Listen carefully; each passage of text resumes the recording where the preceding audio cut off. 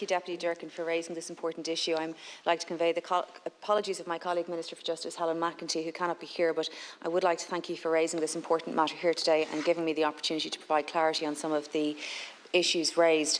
Obviously, I must clarify at the outset that the management of the courts, operational matters, the logistical functions of the courts are the responsibility of the judiciary and the court service. The conduct of individual cases is, of course, a matter for individual judges who are independent in exercising their functions under the Court Service Act 1998 and given the separation of powers in the Constitution. And so, of course, neither I nor any other member of this House can comment on individual cases or category of cases in that way.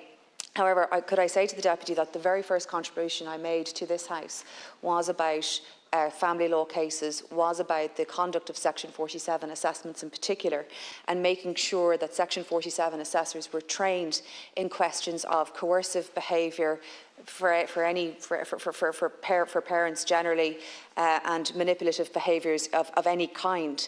I think that was my maiden contribution to this House, and because I have seen for many years in court processes generally the difficulty that custody and access cases can bring to people's lives, the difficulty it can have for children in particular, and understanding all of the different influences at bear is a very important part of that.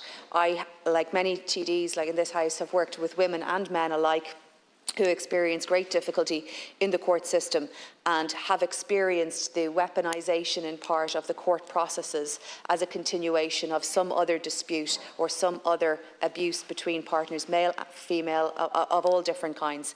And it's very important to say that. The Department, as the Deputy is aware, the Department of Justice committed to undertake a public consultation and independent research on the topic of parental alienation as part of the Justice Plan 2022. The findings of both were analysed, and arising from that, officials from the Department of Justice developed a policy paper on how to address the issue. They've both been published on the Department's website.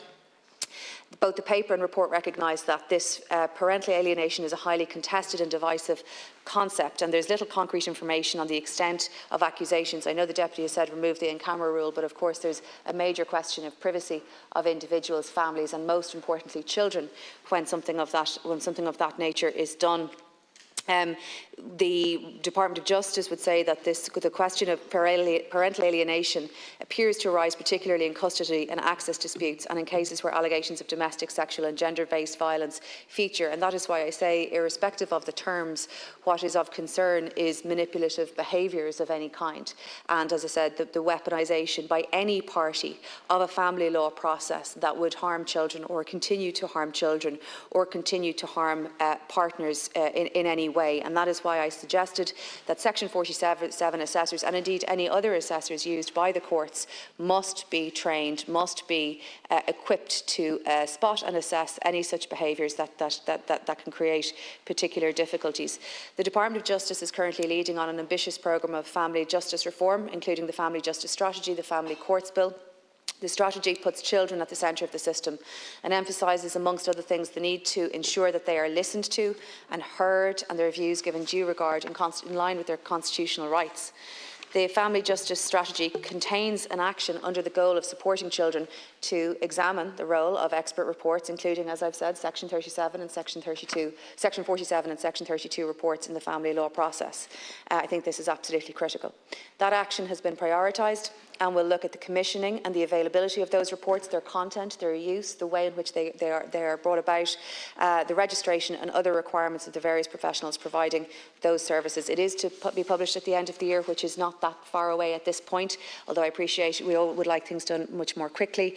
Perhaps I'll come back because I appreciate I'm over time.